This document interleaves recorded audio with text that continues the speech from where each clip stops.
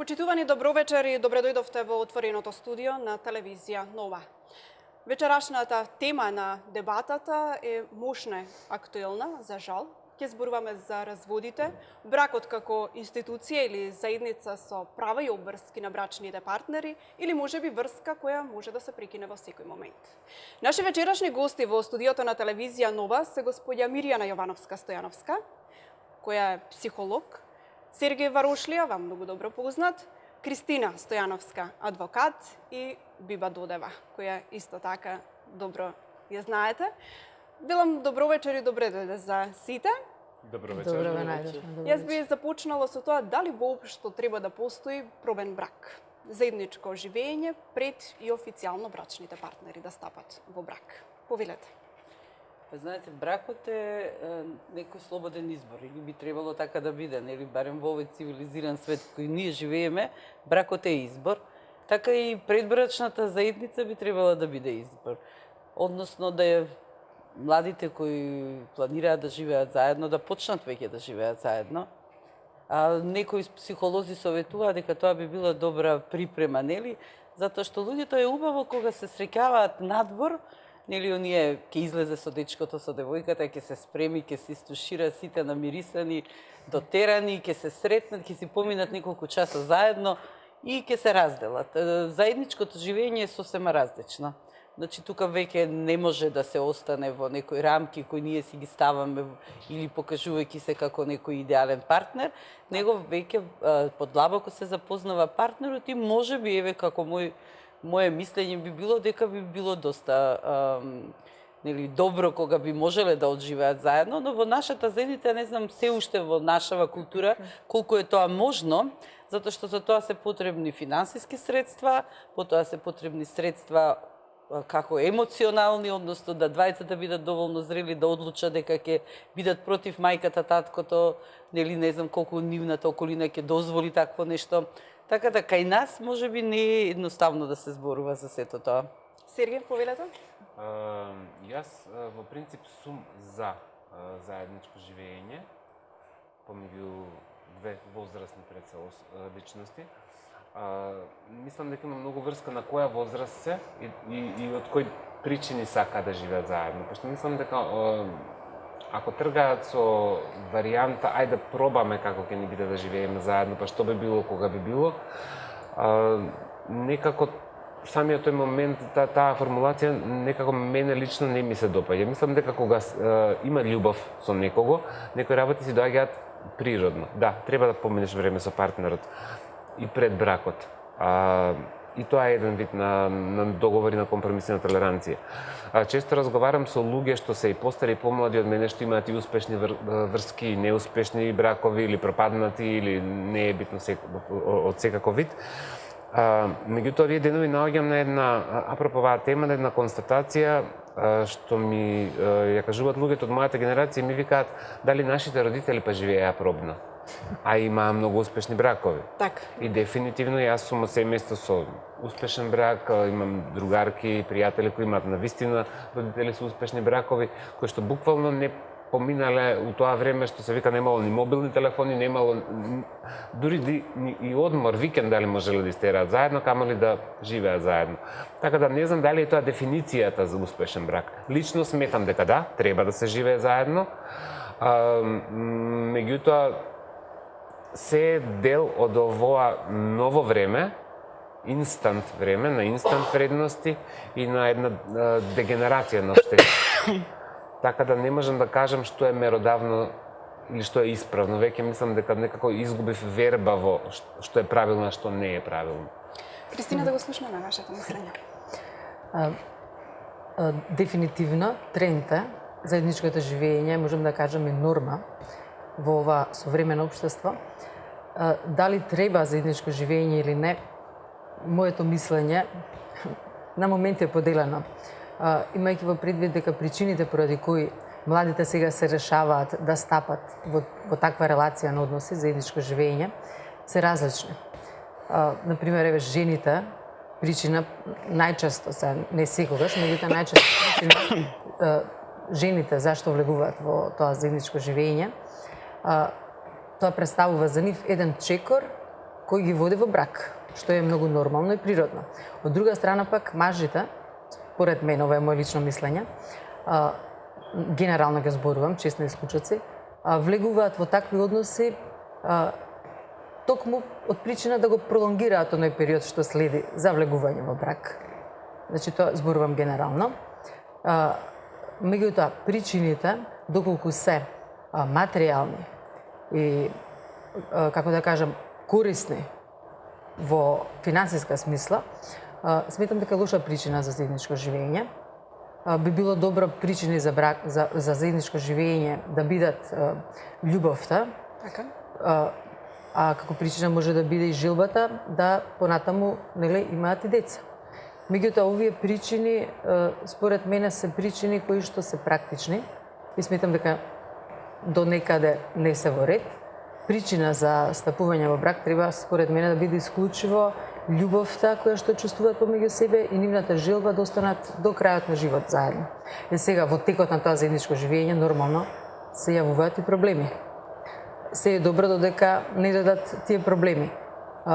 И мислам дека тука се прави најголемата грешка, за да се избегнат тие проблеми, се прави оној дополнителен чекор и влегуваат во брак. Каде што проблемите апсолутно стануваат уште поголеми. И сметам дека заедничкото живење не е ни добро, не е ни лошо, меѓутоа е корисно. Добро е да се запознаат партнерите, да се ги запознаат своите мани и своите врлини, за да можат да им биде полесно понатаму да го балансираат односот во бракот. И сега статистиките покажуваат дека многу интересно, оние кои што живеат во заедница пред бракот, многу брзо се разведуваат од кога ќе влезат во бракот. Што е фрапантен податок. Вие сте адвокат и токму тој сакав да ве прашам, кое е вашето искуство од вашата работа? Во делот на заедничкото живење ме прашувате? Во делот на заедничкото живење. Дали оние што се одлучуваат на развод, претходно се обиделе да живеат заедно? Вака, значителен број живееле претходно заедно и се разведуваат, значи непосредно периодот 3 до 4 години во бракот ќе се роди можеби едно, некогаш две дечиња и тогаш се случува разводот. Така. Што е жално. Да, Биба, повелете со вашето размислување. Треба ли да има пробен брак? Од фамилија каде што се уште, значи постои љубов, се уште татко ми е и во најлошите ситуации, да кажам и со мајка ми, или знаете дека фамилиарно сме поврзани со ракот. Они се уште се заедно, се уште постои таа љубов, се уште постои меѓусебната поддршка, помош и почитување. Во денешно време ретко кој... Тоа што зборував. Да, затоа и се ме подсети, токму е тоа. Денеска, значи тогаш кога нели ти стапуваш во нивно време, немало пробни бракови, ама и немало, не ми се свиѓа сега, во ќе си заминам јас кај мама или не можам, знаеш сега тоа да те поднесам. Малку сме себични станати. Намален е прагот на толеранција? Намален е прагот на толеранција. Сите од нешто сека мислам дека се плашиме, мислам дека сите имаме некакви страхови и сите некако имаме некаков гад, значи и кога влегуваме во бракот Со скептицизам.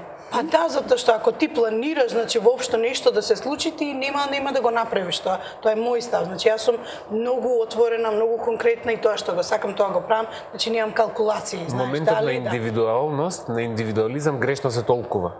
Да. Да, меѓутоа добро, да, затоа што повторно тука е една друга причина, луѓето какви станавме. И нема сега во толеранција. денешно време, Трпение. каде што во денешно време каде што и се е сменато, значи животот пред 30 години и сега не е воопшто ист, така да ја би се согласила да тие луѓе, нели, кои што сакаат да се земат, значи кои што, нели, намерата име да основаат семејство, брак, понатака, дека треба да живеат заедно. Затоа што е друго во денешно време да се запознаеме, нели, ќе се видиме, ќе седнеме на кафе, како што кажа и Миријана, да, дека лесно е, нели, ти излагаш нашминкан, дотеран, така, и сите сме супер све среќни, меѓутоа оној дел кој што ствари значи живот, не го гледаме. Е токму тој живот, а она заедничко живење. Дали јас ќе ја фрлам мојата мајца која ќе се соблечам или чарапите на земја или не, и колку тоа ќе ти смета или не. И навиките. Да.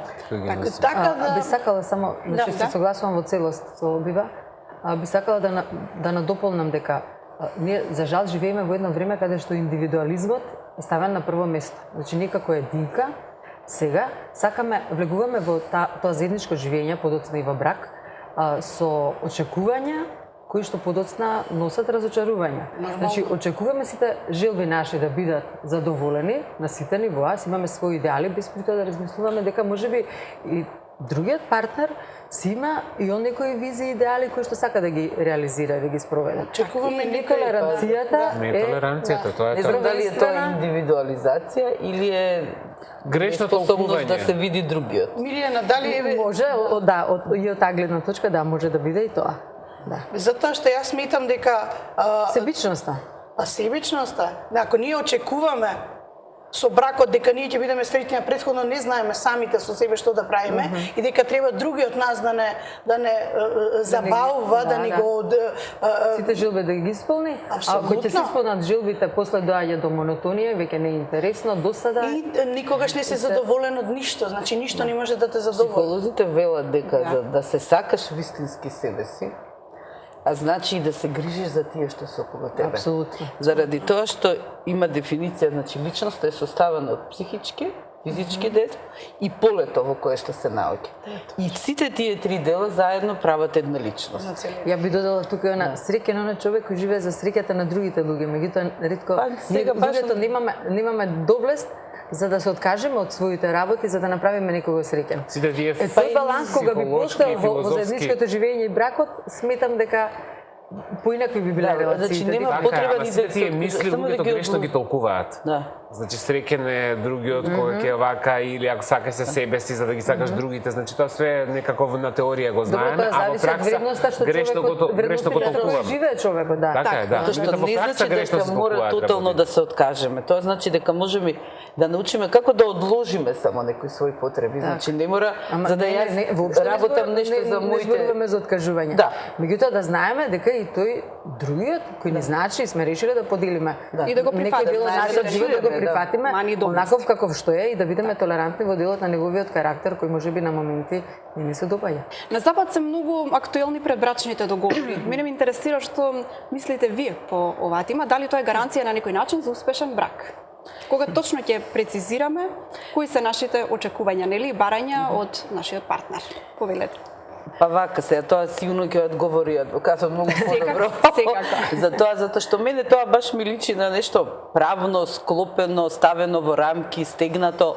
Од една страна сигурно психолошки има аспект. Да, има некоја корист заради тоа што некои работи стануваат јасни. Може би е многу најасно на материјалната сфера, на пример, кој е чиво е, кој колку ќе добие и така. И потоа, на пример, зашто често пати материјалните добра знаат да влијаат на квалитетот на психичкиот живот и на квалитетот на односот помеѓу брачните партнери. Немањето пари или проблемите со пари е едно од основните причини зашто некои бракови се разведуваат или зашто не стрикно Повеќето. живеат. Да. Стабилноста се Така. И сега овие предбрачни договори, значи ќе донесат некоја можеби доза на сигурност, дека ние знаеме кој е што е, кој е чиво е и така. Сега, сето тоа е многу добро, како што велиме дека нели има, ама парите века не носат среќа. Ама тоа не е брак. Парите ни даваат удобство на живење и една безбедност на едно ниво, ама што се случува со емоциите? Што се случува со она, затоа што веќе рековме нели дека најдобрата причина за живење заедно е љубов. Така. И тогаш за склучување на брак, нели влегување во брачните води, тогаш љубовта би била нешто што би требало да биде најбитно, односно јас сакам да живеам со тој човек, со таа жена, со мојот партнер, значи како и да е. Кој договор ќе биде тогаш? Каков ќе биде тој договор? Ја мислам дека во таа сфера ќе биде тешко да се склучи договор, затоа што ние не можеме да кажеме договор следните 3 години ти ќе ме сакаш секој сабајле. И она можеби ќе го Љубовта ни се готви става во доручек, рамки. а он ќе готви вечера, ама тоа не е гаранција дека, значи мислам дека треба нешто многу повеќе од едни само напишани хартии кои се подпишани и кои имаат правно значење, ама нешто што и треба на душата. И тоа што треба на некој сосем друг начин да се негува и да знае како да се реализира. Како адвокат, господја Кристина, кој е вашето мислење, дали треба воопшто да се подпишуваат овие предбрачни договори и дали постои ова практика што е актуелна на Запад и кај нас?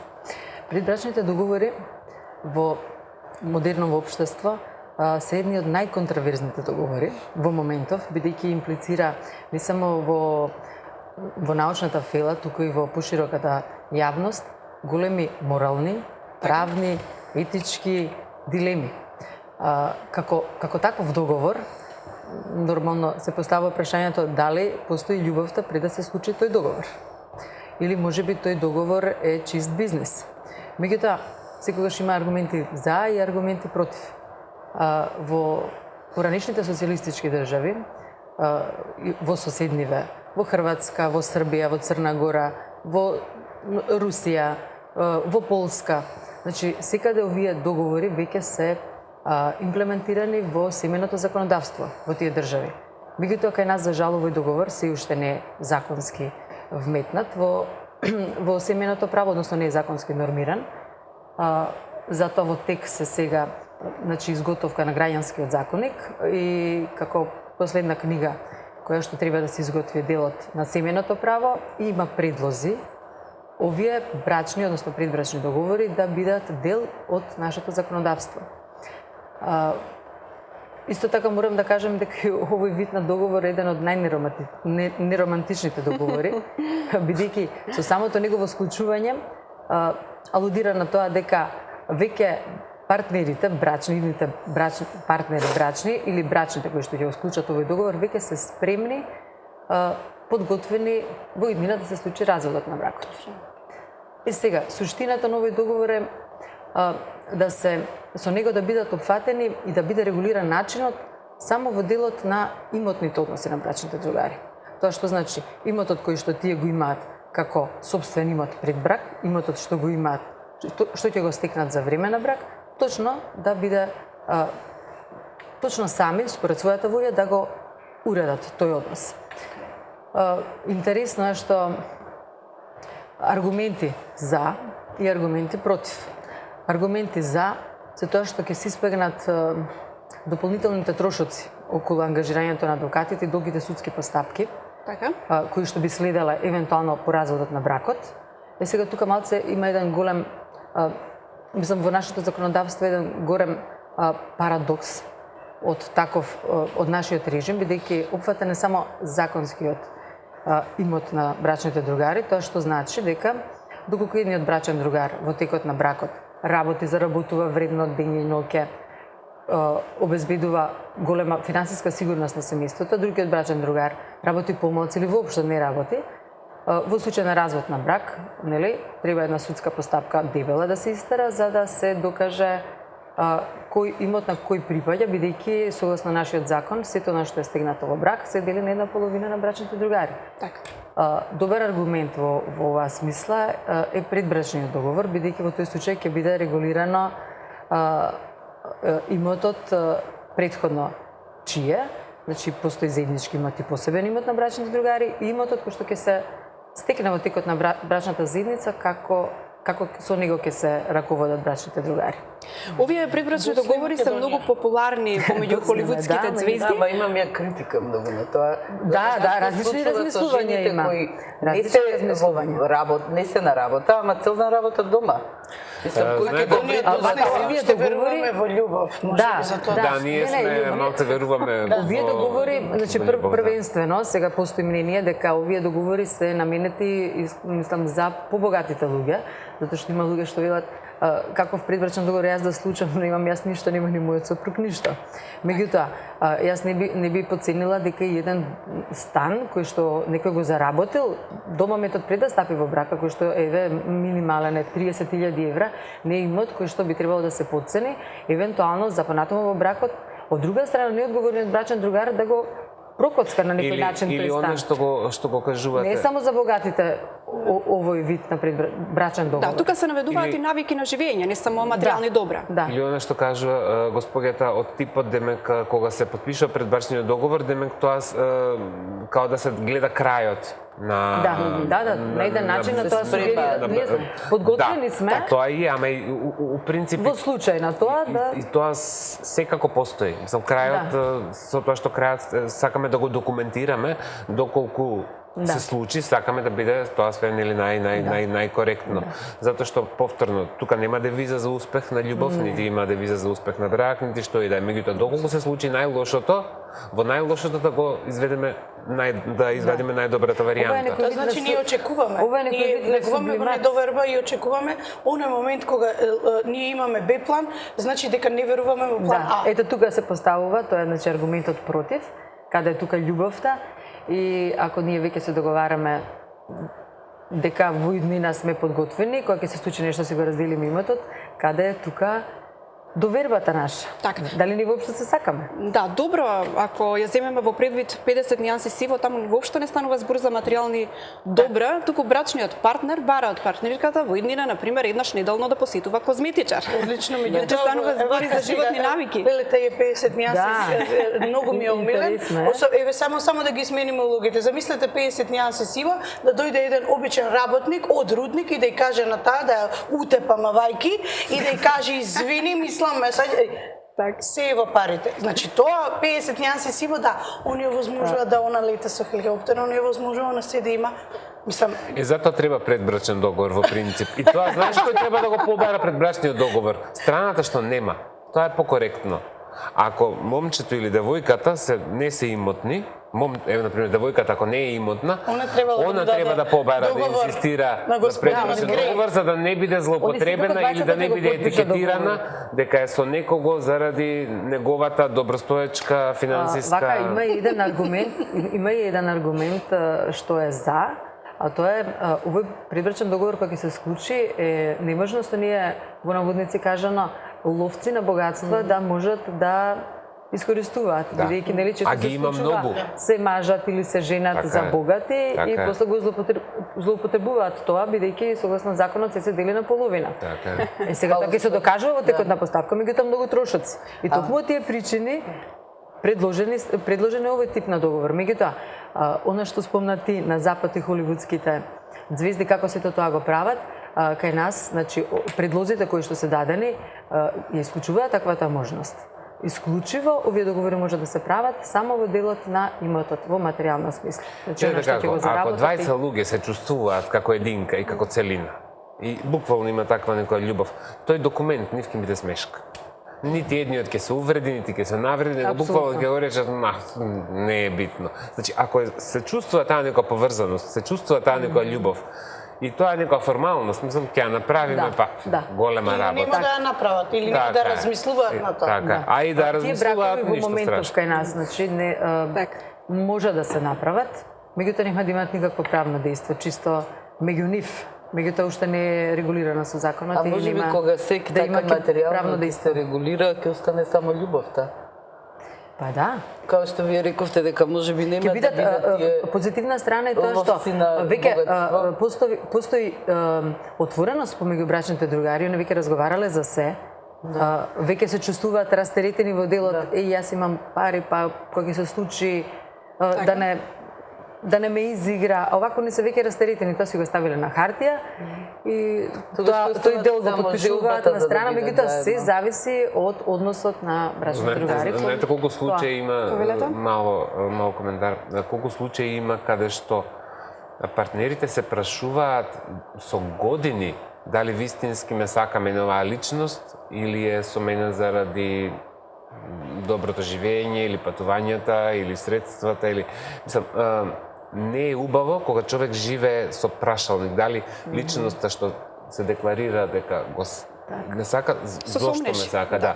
Или моментот кога ќе ти падне финансиската ситуација или кога ќе се наруши стабилноста, дали ќе биде исто тука. Пошто и финансиите се менлива категорија, денеска ги имаш, може би утре ги немаш, каде е партнерот, пак тука ќе ти биде најтешко. Во таков случај добро да се направи договор. Затоа јас сметам као епилог дека треба да го има тој. Да, доколку постои желба кај странките и волја, значи они ќе си го изрегулираат тоа на начин кој што нив најмногу ќе им одговара. Баш заради материјалните ловци. Јас сум старомодна и никогаш не би прифатила. Најмногу ради нив. Јас искрено никогаш не би направила. Јас исто, меѓутоа денешниот начин на живење. денешниот начин на живење самите си го правиме, значи самите си бираме така партнерите.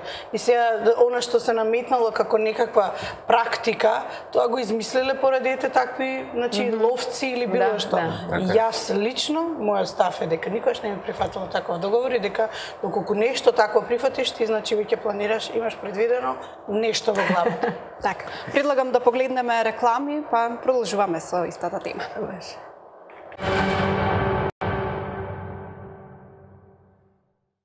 Бракот, институција или врска е темата на вечерашната дебата, а моето следно прашање до нашите гости во студиото на телевизија Нова е зошто партнерите се подоцна се одлучуваат на брак, а браковите брзо завршуваат брзо на развод. Повелете.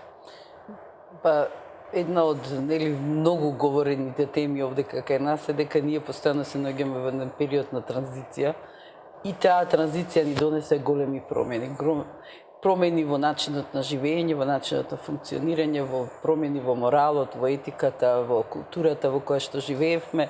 Донесе нешто многу ново и тие новости се уклопуваат некако во ова општеството, во функционирањето на сите нас, во функционирањето на младите, начинот на кој што младите живеат, потоа исто наглиот како развој на тоа, улогата на жената во општеството воопшто, улогата на жената во семејството, улогата на жената на работните места се промени тотално.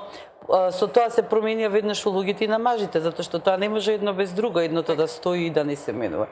И мислам дека сето тоа што го донесе, значи овој нов начин на живење, да кажем, или овие бурни години што ни ги донеса и што би требало така да биде, нели, па би било уште полошо кога општеството цело време би било на едно исто ниво, тоа би било страшно. Али сето ова што го донесе и начинот на кој што функционираат и жените и мажите, потребата да ги исполнат своите амбиции, да се школуваат. Денеска сега се повеќе имаме податоци колку луѓе завршуваат факултет, веќе средното образование е како обврска, нели, како што порано беше основното училиште, сега е средното образование. Факултетот. Да, факултетот веќе сега многу луѓе завршуваат факултет, се бават со својата кариера, работат. И нормално дека заради тоа често пати им продолжува времето кога они ќе стапат во брак и ќе планираат да основаат семејство.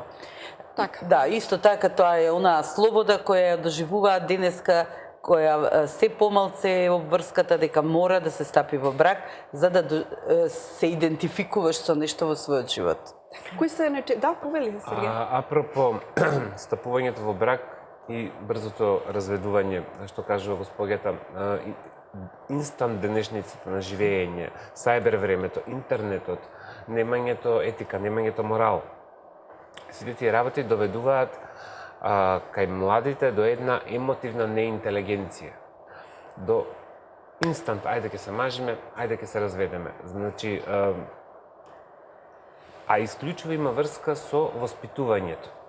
Како се воспитувани од дома, кои стандарди им се поставени и такви работи. Бидејќи јас сега кога би имал 20 и кусур години, мене би ми било многу тешко во ова време да што е вистинска вредност или кој е вистински човек или кој размислува како или зошто. Бидејќи буквално заради тој интернет луѓето ја изгубија конекцијата вака.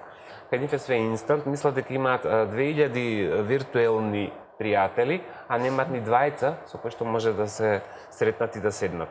Така да, а поготово и бракот, каде што треба да има толеранција, каде што треба да има компромис, каде што треба да има разбирање, каде што треба да има многу посуштински, посериозни работи отколку фотографии и патување и убавини, мислам дека тој аспект од нивниот живот не им е созрен, не е зрел. И при првите конфликти, како што инстант влегле во бракот, така мислам дека инстант и излагаат. Тоа е на врата, се отвара, се затвора и чао здраво пријател. Дали можеби финансиската независност на жените во однос на мажите ги прави порешителни бива? Апсолутно. Да. Порано, значи, жените беа помногу, трпеле, затоа што биле дома, немале своји финансиски средства, сега финансиската независност на жените си прави да они многу полесно се одлучуваат на такви чекори. Значи не сакам да бидам во нешто кое што не ме прави доволно среќена и заменува. Так, во една статистика која вели 2000 разводи годишно, како една од причините се споменува дури и проблеми и расправи околу името на детето. Кои се најчестите причини за развод од вашето искуство како адвокат? Причините за развод се бројни. Меѓутоа, еве ќе се обидам да наведам неколку. Причина првична за развод на брак е престанале да се сакаат. Веќе љубовта исчезнала и тие немаат повеќе буквално никаква желба да продолжат ништо на Мене тоа никогаш не ми е јасно. Ја тоа не можам воопшто тоа не да го се сватам. сакале, мислеле дека се Да, сакаат. тоа е тоа. Најверојатно и тоа, бидејќи ако нели сите знаеме, секој барем макар еднаш во животот почувствувал љубов и знае што е вистинска љубов и оставила трага и вреди да се бориш за тоа. А тоа бара многу компромиси и одрекување. Апсолутно. Понатаму Во љубов и војна се е дозволено. Да, да. Следна И во причина воспитување може да деца. биде разлики во приоритетите. Так. Потоа разлики во очекувањата. Потоа разлики може да бидат во сексуалната некомпатибилност.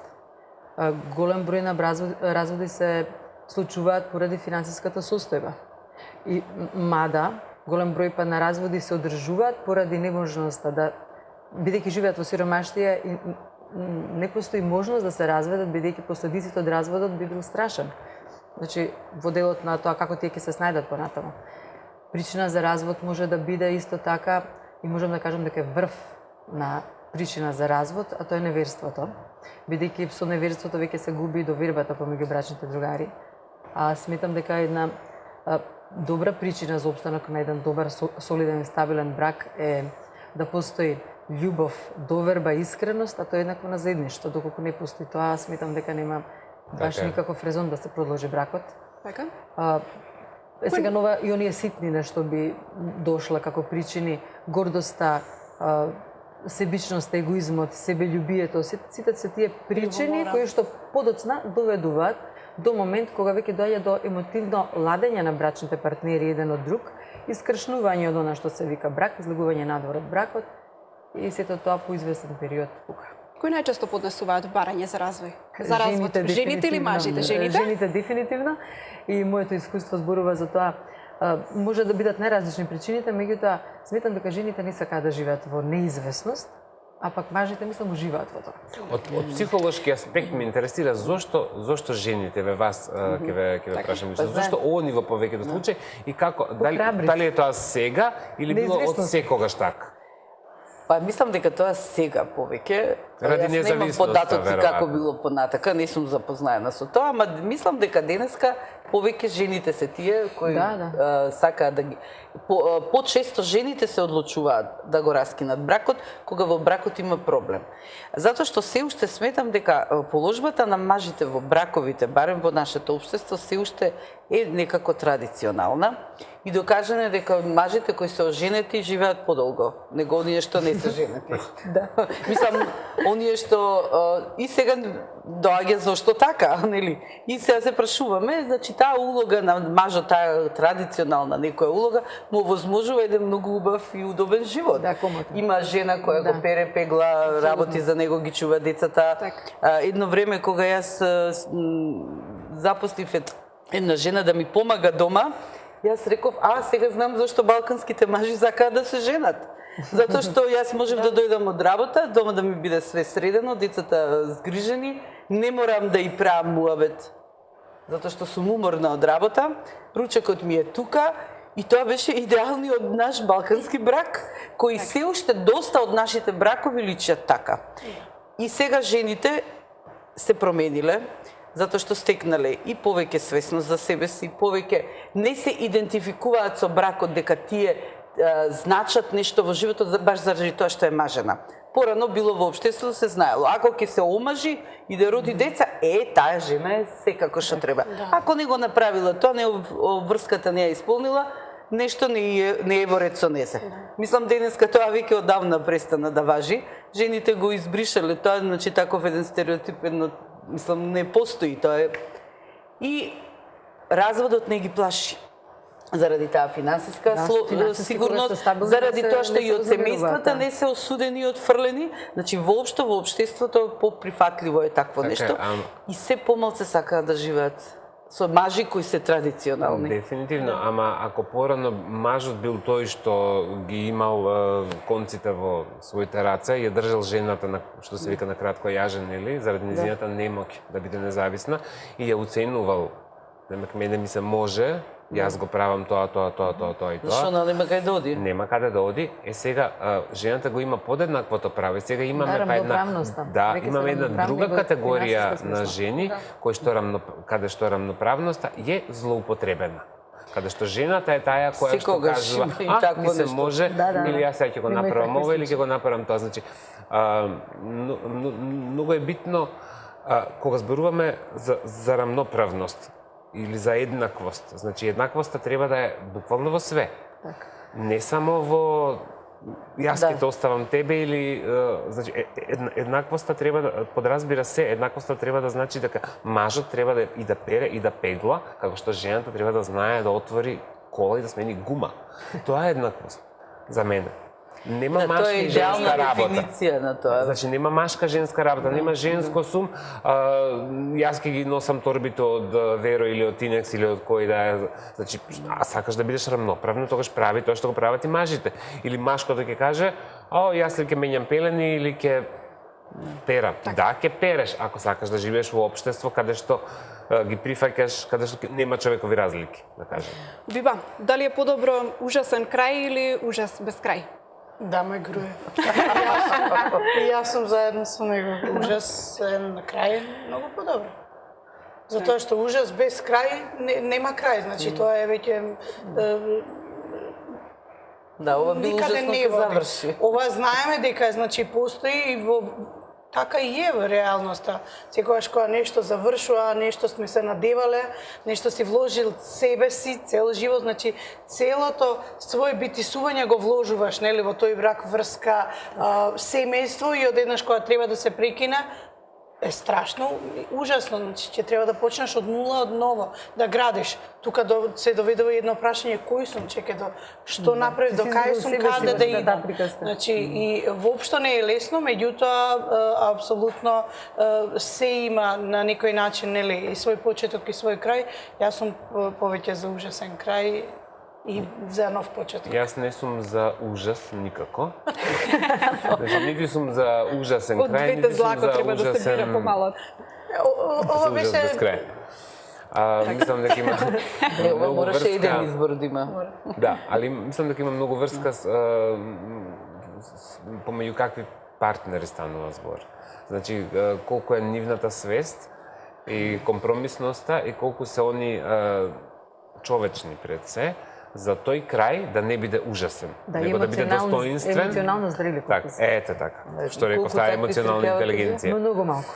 Така да колку ќе се они рационални и да не го прават крајот да биде ужасен, напротив, ако сме во одреден период од животот со одредена личност сме сакале да го поминеме нели остатокот и сме имале најбајковити цели или како и да е, и сега поради XY причини тие работи не успеале, во име на таа љубов што тогаш постоела, дај, ако треба да прекине, да ја направиме да биде тоа достоинствена, за да можеме да останеме човечни, да останеме Да, луѓе. меѓутоа никогаш не зависи само од нашата страна. Да. Значи, Тоа луѓето се две страни. менуваат, другата Да. страна За- се за менува двајца се скроз. зборува, Не да. знаеш со Не. кој си, едноставно ти се будиш наутро и си викаш, Гледаш друга особа. Многу е важно и како Кај се живееле случи? до тогаш. да, Така е. Така е. Зашто ако во нивното живење исто го имало тој разум и Тогаш е поштување многу на полесно. еден со друг и дошле до решение дека повеќе не сакаат да живеат, тогаш и разводот ќе биде таков.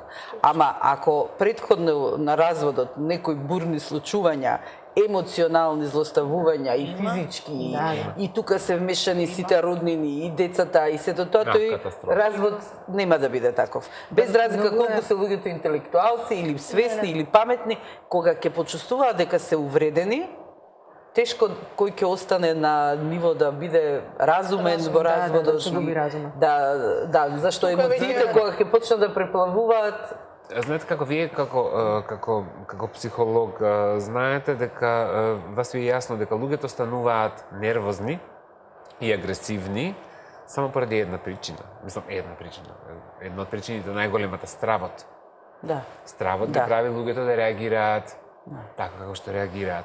Сега се плашат од разноразни работи, се плашат од притисокот, се плашат од тоа што им се руши светот над глава, се плашат од тоа што понатака, се плашат од прашањата, се плашат од милион работи кои прават во тој момент конфузија и затоа мислам дека треба тука со ладна глава, кој колку може у таа хаотична состојба да излезе човек, човечност. Значи, повторно нема врска дали сме тука интелектуалци или не сме, или ова или она, него колку си самосвесен човек или колку си емотивно интелигентен.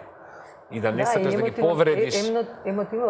Емотивно силен треба да си Така е, за да не ги повредиш другите и да не се повредиш себе Тоа е си. различно. индивидуалното не И може нивото на секој. свесност, во зависност нивото на свесност и целата игра која што се одигрувала во текот на бракот, како тоа влијаело и врз децата. Значи, бидејќи децата во сета таа игра, децата најмногу страдаат. Највеќе да. Тој крај, мислам, ужасот за кој што зборуваме, што е малце грубо, меѓутоа реално во денешно време, разводите навистина завршуваат стресно, првенствено за брачните другари, а потоа и за најповеќе за децата. Дори има ситуации кога децата велат, значи јас сум слушнала, ве молам, разведете се за да си го имаме мирот. Така е. Значи, децата тоа го чувствуваат. И во такви ситуации никој не ги прашува децата што мислите вие во врска со ова. Него се задоволуваат. јас Од една страна мене ме радува еден момент, еден податок дека ме радува сега, мислам, не убав збор, ме радува во наводници дека има една група на деца кои што има апсолутно нормално гледаат и други деца околу нив, дека не се истравматизирани од развод, затоа што го сваќаат тоа како дел. Родителите биле многу свесни. Многу свесни, изградиле. И ми е драго кога гледам такви деца или кога тоа дете не е едно па да е етикетирано. Постои можност понатаму да се развијат во здрави личности во зависност од односот кој што Така е. понатаму ќе постои помеѓу родителите. А ужасен, и јас сум за тоа, значи подобро ужасен крај отколку ужас без крај, меѓутоа знам едно нешто. Таа борба е навистина тешка и во зависност од сензибилитетот на луѓето кој колку е чувствителен, така и ќе се избори. Меѓутоа знам дека колку и да е лош еден ден мора да биде добро. Така да подобро е крај отколку Дефинитивно да. Господја Миријан, од психолошки аспект, колку партнерите се менуваат, колку знаат да бидат едни во врска, а други во брак? Па не, и во врската биле тие истите, само што можеби партнерот друг не ги видел. Што ние влегуваме во врска со розови наочари, да мислуваме, се заљубуваме во еден дел од партнерот што ние го величиме и му даваме некоја, не го знам, идеализираме. да, на некој идеална начин. некоја изглед. А не ја сакаме целата личност, не ја гледаме. Уствари проблемите доаѓаат кога ние ќе почнеме да ги перцепираме и останатите делови, односно онаа хемија што била на таа заљубеност, на тоа величење, на Малку поширока слика. И да, еднаш Реално. ќе почнеме да се будиме, односно емоцијата веќе нема да биде доминантна, да ни ги бои таму сите процеси психолошки што ни се у главата. Така. И ќе почнеме да се, како да ќе биде будење, ќе почнеме да гледаме дека ги остават чорапите на парно, дека Многу не за знам, чорапи збориме цело време. Што се чорапи? Фетиш да не ви се чорапи. Да си... Потоа ќе приметиме дека има навики што нас воопшто не ни одговарат, па дека понекогаш не лаже, па дека уствари не е он толку добар во некој или таа не е толку добра во нешто што ние сме мислели и така тоа едно будење ќе почне да биде и тајнаш ќе видиме една личност што ние не сме ја одбрале. Односно, не дека толку многу настанало менување на личноста, него настанало еден процес на подобро запознавање, заедничко живење, тоа со кое што и почнавме, и гледаме наеднаш дека тој човек е нешто поразлично од она што сме го гледале. Затоа може би реков дека тие среќавања и така, знаеш, човекот може секојаш да биде љубезен, пријатен, ама кога ќе види дека нема пара за сметките да ги плати, може да дојде во едно расположение што нас ќе ни биде чудно како тоа не сме го виделе претходно.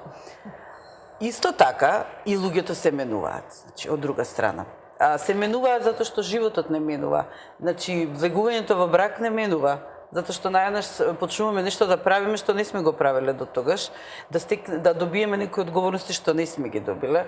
Ако дојдат децата во бракот, уште повеќе луѓето ќе почнат да се менуваат, децата таа одговорност што ја носи сето тоа, страшно ги менува луѓето.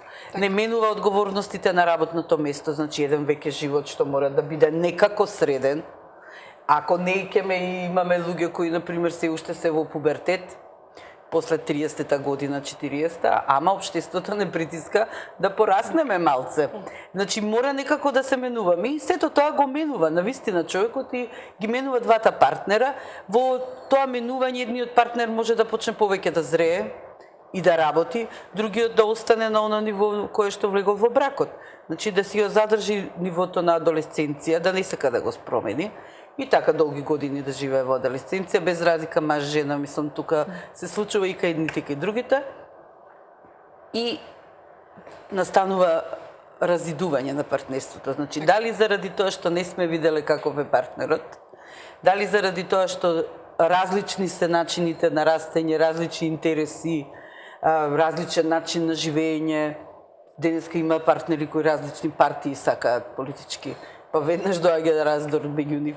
Значи, како ги сваќаат. Има и тоа е причина за едно од да, и значи партнерите се менуваат. Религиозната определба. Страшно. Предразсуди. Многу интересно што пред да се влезе во брак се прави една идеална слика на бајка од бракот и бројни очекувања, меѓутоа ако бракот не е бајка. Значи бракот е бара посветеност многу и толеранција и трпение. Значи без толеранција и трпение не може да екзистира таа институција. И сметам дека многу специ се оддалечили од себе и од религијата, бидејќи црквата, христијанството нас не учи на брак, што таа е божествена институција, каде што двајца духовно и телесно се спојуваат и тие остануваат така до крајот на животот. Меѓутоа, размислувањата се поделени и во тој дел. Така да малце ќе ве прекинам, мислам дека е време за реклами. Добро. Добро. Можеш слободно да се доискажеш серија, па ќе продолжиме со реклама. Све ова што зборувате се зафркава за рекламите. Ја па навистина очекувам и јас му поверувам. Не можам, секогаш кога има предрасуди од било каков тип, реагирам бурно. Значи, не можам да поднесам распад на заедница или на љубовна врска или на што и да е заради XY предрасуди. Да, за да не постат предрасуди, треба да има комуникација помеѓу партнерите. Апсолутно. И значи за мене кога се распаѓа нешто на основ на предрасуди од типот политика, мајко света, од типот на боја на кожа, од типот на религиски предрасуди или какви и да се, значи тука немало од љубов. Нити на почетокот. Да.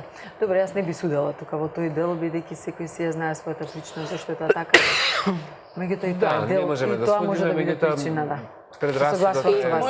Мојот татко, кога се омажи в првиот пат, ми викаше пред да се омажам, знаеш, дете, во бракот човекот ја губи личната слобода. Тоа на уметник да му го кажеш е страшно. Тоа да му го кажеш на дете кое што е слободумно и кое што е таман работа. Јас сум индивидуалиста, ние сме две дрва, посебно растеме, не си правиме сенка, нема шанси што он мене ако ме пријави, јас не се минува. За да сега, уствари после толку години знам што сакаше да ми каже.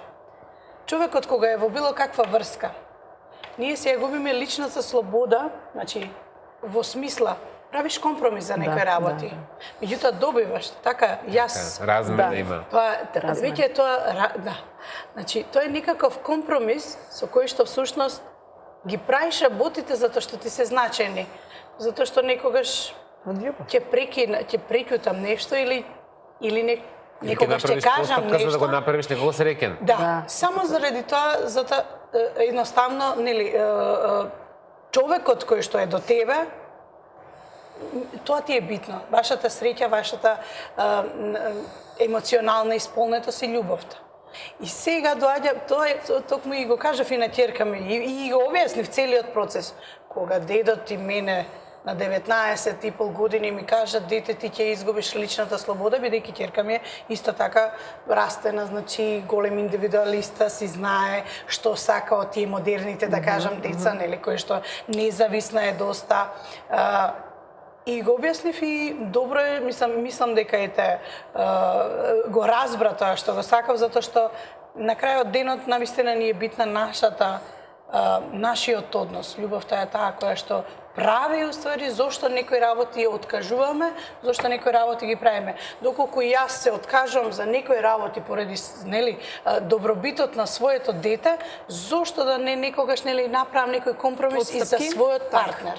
Што и него го сакам, ако не го сакам, нема да сум во таа врска или брак или било како можеме да ја наречеме. Све функционира кога има Тоа е двосмерна целина. улица. Да, Кога има целина, кога тие двајца прават Па они едно нешто. вака се вели, институција, како вака, можам да бидам среќен живеејќи помеѓу несреќни луѓе? А ако ние живееме во семејство во кое што партнерот и децата или било кој наоколу не се среќни, Не можеш ни ти да видиш. што каква е нашата среќа индивидуална? Јас ќе се чувствувам добро или ќе Имаше колку да една книга- мислам само на себе, не е можно. Значи моето давање и моето учество во нивната среќа ќе изгради и мојата среќа. Кога навечер ќе седнам и ќе ми биде тивко во домот и сите ќе бидат некој си прави нешто, се гледаме, Секој си ужива. да, нешто уживаме или заеднички нешто правиме. Дали ми е битно јас да сум во право или да сум среќена, нели? Имаше така една книга. Значи многу често и тоа е тој компромис, таа е таа линија. Меѓутоа, се до оној момент додека постои взаемна таква релација и градење и затоа што не можеме се на кантар да мериме, еднаш кај едниот дава повеќе, едниот другиот дава повеќе. Па многу малку Меѓутоа, неверојатно луѓето се спремни да се откажат. Тоа е. Многу не се откажуваат од она Така. да направат компромис. Ајде, ти и јас ќе кажем нешто. Токму така веќе ни сигнализираат, предлагам да погледнеме реклами, за кратко го продолжуваме разговорот.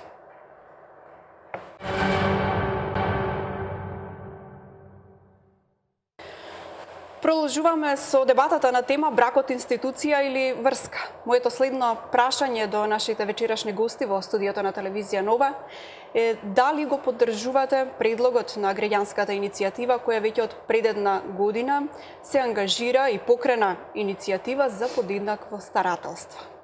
Да, јас го знам тоа здружение, они бара им од мене мислење, мојот кабинет за психотерапија, нели, за да се покрене на таква иницијатива и јас ги поддржувам за тоа, затоа што децата не се само на мајката, не се само на таткото, децата имаат двајца родители. Има една книга која ја читав, која во мојата работа за психотерапија, која вели јас не се разведувам од моите деца. Така.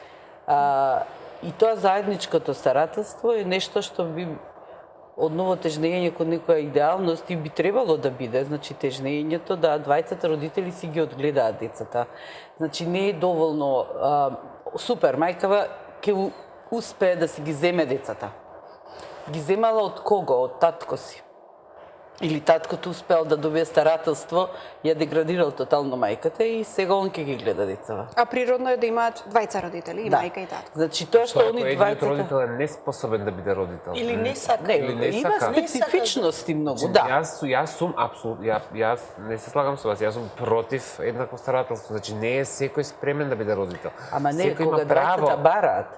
А кога двајцата бараат, тоа е друго. Мада повторно штетата кај детето не знам каква ќе биде, 3 дена кај мајката и 3 дена кај таткото. Ама и сега е така. Не. Кај има доста бракови, јас знам, по една седат, одат на викенди, живеат по неколку дена кај татко, По неколку дена, да, ама не како на... Па добро, да, заедничкото старателство не подразбира само дека една недела ќе живее кај мајка му, една кај татко му. Да. Може би делењето на заеднички одговорности. Ќе си најдат начин заедничкото како да го- старателство, да. Затоа што, Добро, тоа е например, друго, луѓето кои, еве, од здруженијето која покрена оваа иницијатива се татковци. Кои сакаат да имаат еднакви права во гледање на своите деца. Апсолутно се слагам. И, И треба да има да, права. знаете Така како, е, така е. Како велат, кога луѓето се среќни, сите исто се среќни, многу се среќни. Кога имаат мака, секој има мака на некој свој специфичен начин, нели? Така почнува Ана Каренина, сите сме некои несреќни. Не сите во среќни развив... семејства се среќни на ист начин, а сите несреќни се несреќни на различен различен начин. начин. Така почнува на Да. картина. И добро, ова е моја верзија нешто Така. на сето тоа, например, и луѓето кои имаат секој некој приказна и тие се обично тажни, за мене барем. Мислам, полни со агресија, со се тоа, со големи емоции, ама се многу тажни приказните, затоа што завршува нешто, особено кога приказната се вмешани и децата. И решавањето на секој случај треба да биде индивидуално. Мислам, Исто тоа како се што случува... зборевме за ужасот. Да. Со свесноста. Да. Исто и заедничкото старателство, исто прашање на свесност. Така, и сега ова е обид да татковците исто добијат еднакво право во одгледувањето на своите деца. Што јас исто го поддржувам. Значи, имаме, тоа не значи дека сите се така, тоа не. Има случаи каде што мајките дури ги користат своите деца за уцена Така. и не знам таму што. Сега они се жалат дека плаќаат, мајките барат голема алиментација. Јас пак ќе прашам, например, ако плаќаат 2-3 илјади месечно за едно дете, мислам, по глави становника како беше, мислам, изгледа смешно нешто за да се одгледа едно дете за некои 2000 денари. Да. И Јас во имам некој примери случај каде ова што заедничко таткото ги старателство- згрижува децата Да. или децата сакаат да се со таткото, а мајката апсолутно не сака. Иако по нели во повеќето случаи по автоматизам децата одат кај мајката и добро, јас да. знам така. И ние што може да направиме тука? Ништо. Вака, Океј. во ајде од малку одправен аспект. Значи, да, знам за иницијативата. Мене искрено ми израдува, бидејќи моето искуство зборува за тоа дека родителите, татковците на децата, многу ретко покажуваат интерес да ги почитуваат решенијата кои што ги донал Центарот за социјални работи и по кои што се задолжени да постапуваат, а уште повеќе да иницираат овакво нешто. Јас ја поддржувам иницијативата, меѓутоа, сметам дека треба малку повнимателно да биде разгледана, бидејќи не знам колку е добро за детето да биде еден ден кај таткото, другиот ден кај мајката. Јас себе сум возрастна. Сега да ми кажете дека еден ден ќе бидам кај татко ми, а другиот ден ќе бидам кај мајка ми, ќе бидам малку збуната и тоа ќе ми представува некое оптеретување, да не зборувам за децата и возраста во која што се наоѓаат. Согласно законот за семејство уреден е начинот на кој што родителите ќе го вршат родителското право и дефинитивно родителите во овој дел се еднакви, значи имаат еднакви права и должности. Дури и после разводот на бракот, значи они ги имаат еднаквите... Не, после разводот на бракот, значи разводот на бракот настанува една интересна ситуација и таа исто е регулирана кај нас во законот, меѓутоа предлогот се однесува на подеднакво заедничко старателство, значи подеднакво и таткото и мајката да учествуваат по разводот на бракот во одгледувањето на децата и воспитување и Не. Меѓутоа, кога бракот се развидува, Центарот за социјалните работи нормално се во зависност како ќе се развидува бракот може да се развидува на неколку начини. Првиот начин е спогодбено и кога бракот се развидува спогодбено, тогаш родителите се договараат и за начинот на воспитување и издржување на децата, како ќе биде детето и ја одредуваат и издршката. Значи во таа спогодба мора да биде и тоа наведено. Меѓутоа доколку разводот се развидува со побарање на едниот од брачните другари, значи со тужба, во тој случај најчесто борбата е помеѓу децата.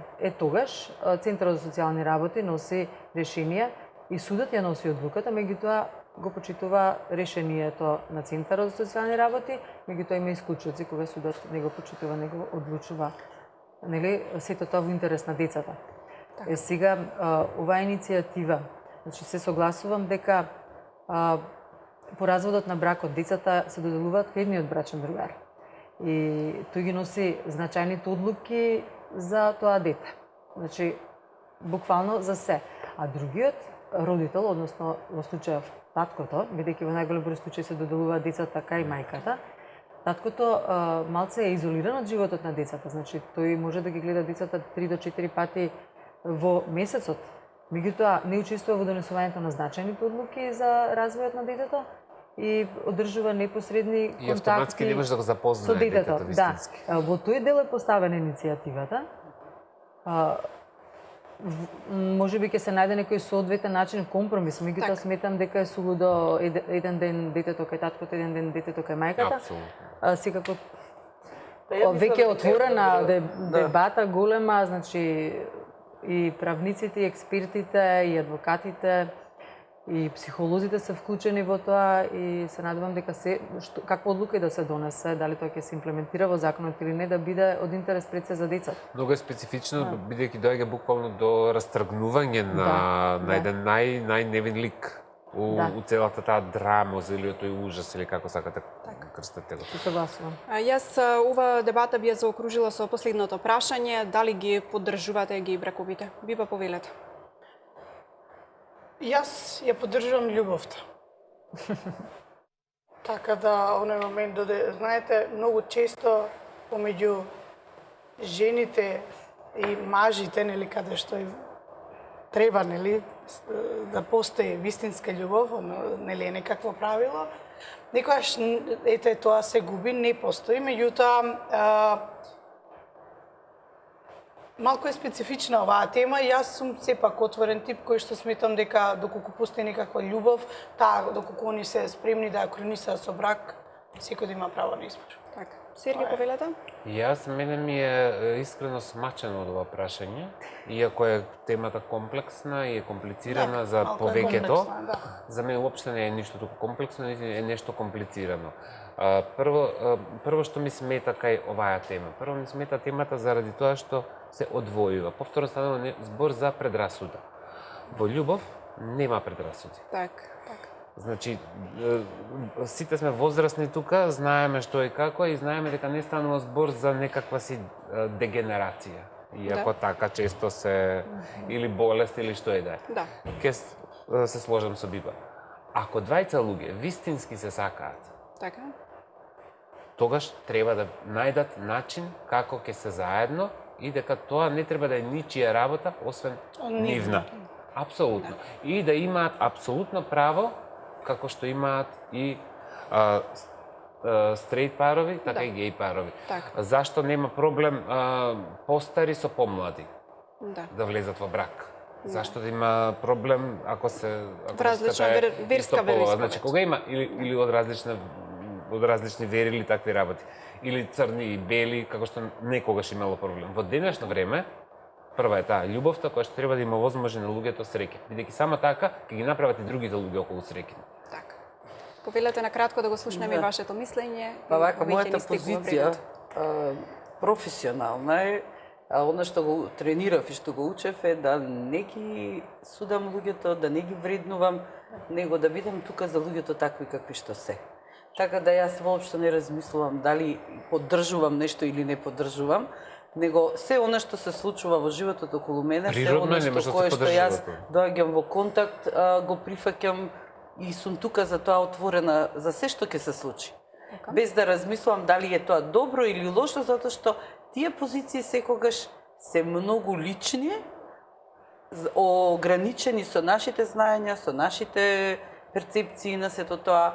И мислам дека тоа знае луѓето тотално и да ги затвори и да ги упати во нешто што не донесува лично доживување на некоја среќа во животот. Зашто ако ние знаеме да судиме, ако знаеме да ги критикуваме сите други, тоа ќе го правиме и внатре во себе си. Така. Треба ли законски да бидат регулирани овие бракови? Моето Или на мислење љубовта можам да не е го кажам, важно дали можам ќе да го биде со кажам. закон регулирана или? Моето мислење можам да го кажам. Искрено сметам дека не. Значи бракот е заедница помеѓу мажот и жената, многу е природна за мене љубов помеѓу маж и жена. Не би судела, значи секој живее со својот избор и тоа е мојот одговор. Ви благодарам што бевте гости во вечерашното отворено Благодарам. студио на телевизија Нова. Бевте одлични соговорници, навистина ми беше чест и задоволство да бидам во ваше друштво. И на нас исто така. Ти благодарам. Ви благодарам и на вас, почитувани, што ја проследивте дебатата на тема бракот, институција или врска.